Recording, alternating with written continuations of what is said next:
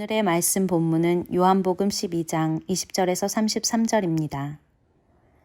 유월절에 예배드리기 위해 예루살렘에 온 사람들 중에 그리스 사람들이 더러 있었습니다. 이 사람들이 갈릴리 벳세다 출신인 빌립에게 와서 요청했습니다. 선생님, 우리가 예수님을 뵙고 싶습니다. 빌립이 안드레에게 가서 말하였고 안드레와 빌립은 다시 예수님께 그 말을 전했습니다.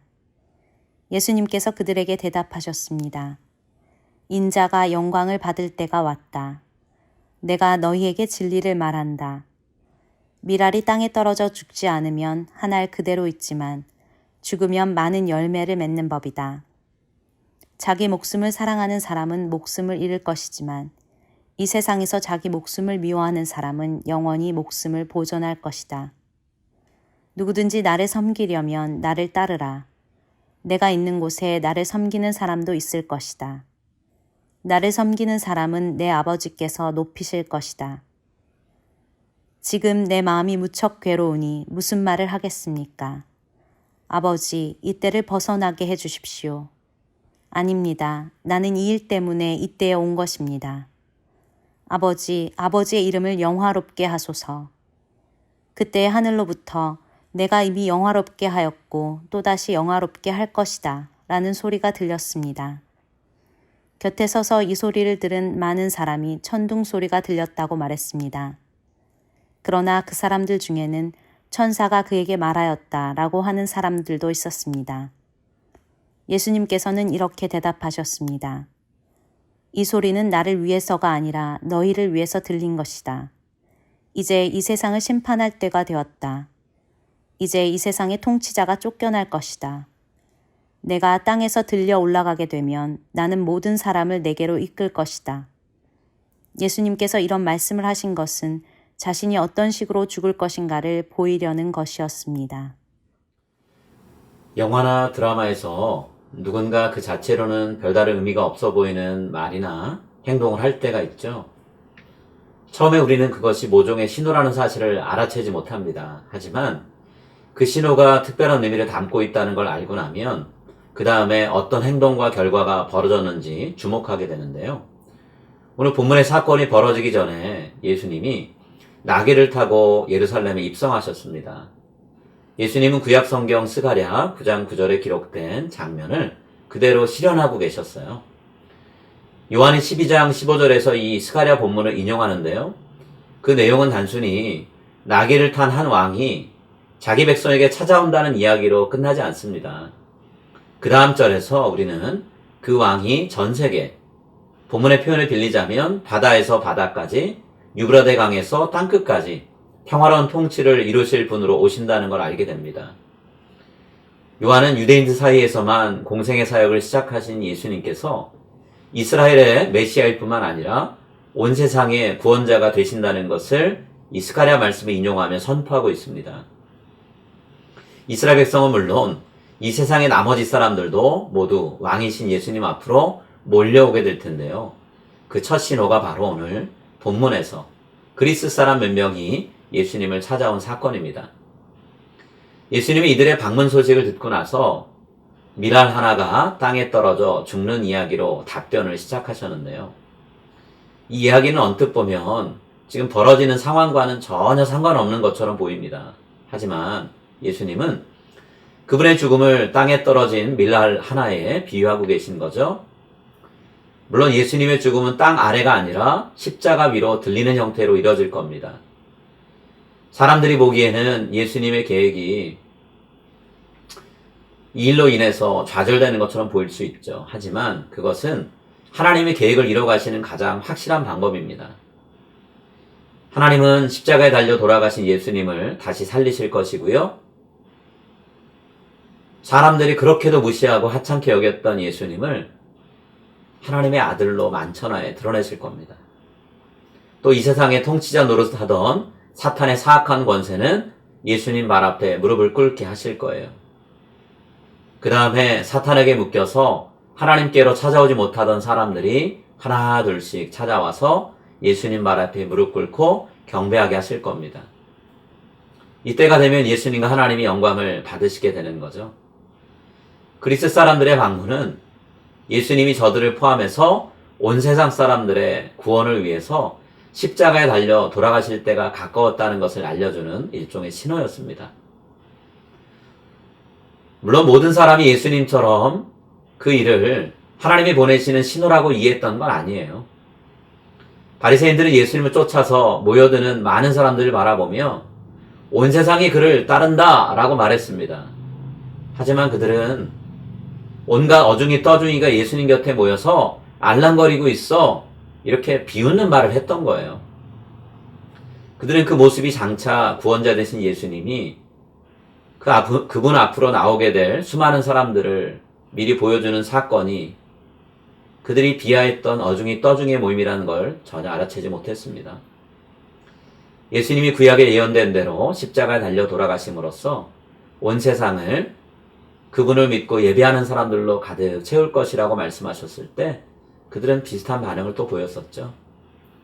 저들은 그저 예수님을 과대망상에 사로잡힌 미친 사람 혹은 온갖 거짓말로 사람들을 현혹하는 사기꾼으로 여겼습니다.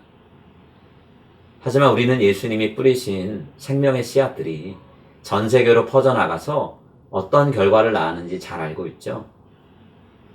우리가 복음서를 읽고 묵상하는 지금 전 세계 수백만 혹은 수천만의 그리스도인 형제 자매들이 여러 곳에서 다양한 모습으로 예수님을 주님으로 높이고 있습니다. 그리고 그분을 위해 목숨을 걸고 따르고 있어요. 여러분, 예수님은 하나님이 보내시는 부르심의 신호를 여러 가지 사건에서 발견하고 순종하셨습니다. 하나님은 지금 우리에게도 헌신을 요구하는 신호를 보내고 계세요. 그 신호가 누구를 통해 혹은 어디에서 발견될 수 있는지 주위를 둘러보고 잘 찾아보시기 바랍니다. 그리고 예수님처럼 그 신호에 반응함으로써 하나님의 역사를 일으키는 통로로 살아가는 저와 여러분이 될 수 있기를 간절히 바랍니다. 그것이 오늘 본문을 통해 하나님이 우리에게 주시는 메시지입니다. 이제 오늘 주신 말씀을 붙잡고 다음의 기도 제목으로 함께 기도하시겠습니다. 다른 사람들은 보지 못하고 무시했지만 예수님은 하나님이 보내시는 신호를 정확히 아시고 그 신호에 따라 순종하셨듯이 저도 하나님의 말씀에 담긴 메시지를 잘 깨닫게 해 주소서. 십자가에 달려 돌아가심으로써 하나님의 뜻을 이루신 예수님처럼 제가 섬기고 희생해야 할 자리가 어디인지 정확히 알고 그곳에서 순종과 헌신으로 하나님께 영광을 돌리게 하소서.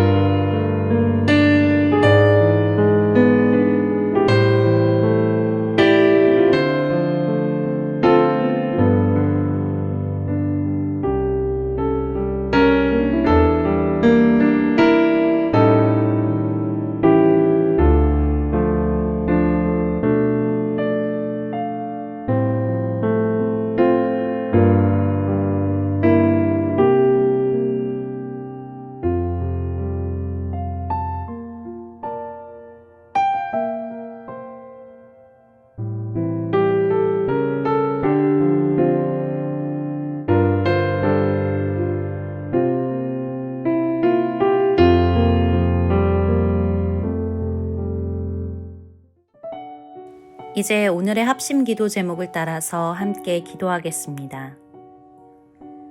세상적인 욕심에 이끌려 시간과 에너지를 낭비하며 무절제한 삶을 살지 않게 하소서. 하나님 앞에서 말씀을 따라 결단한 대로 실행할 수 있는 능력을 갖게 하소서.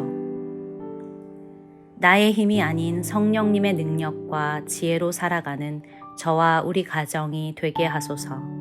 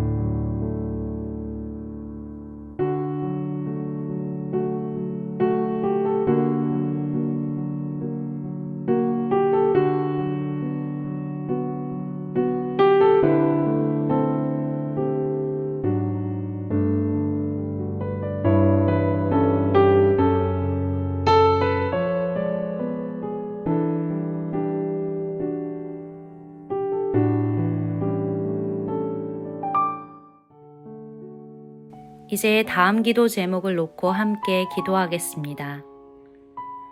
가정에서 예배를 드리며 답답해하는 성도님들을 위로하시고 모두 함께 모일 날을 속히 허락해 주소서. 연로하신 부모님들이 건강하게 하시고 한창 자라나는 자녀들의 건강, 학업, 미래를 지켜주소서. 불안정한 직장 생활과 사업으로 두려워하거나 염려하지 않게 하시고 하나님의 도움을 구하게 하소서.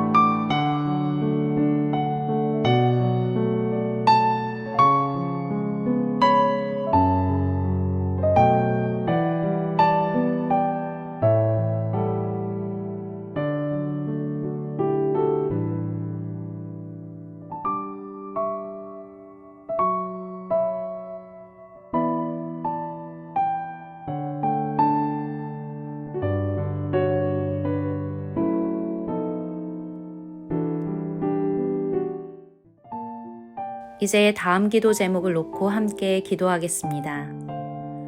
교육관 건축을 위한 모든 준비와 진행 과정에 하나님이 능력의 손길로 함께 해주소서. 유아부에서 장년부에 이르는 모든 세대가 하나님의 말씀으로 인해 날마다 새로워지게 하소서. 교회를 섬기는 리더들이 성령 충만한 말씀과 기도의 사람이 되게 하소서.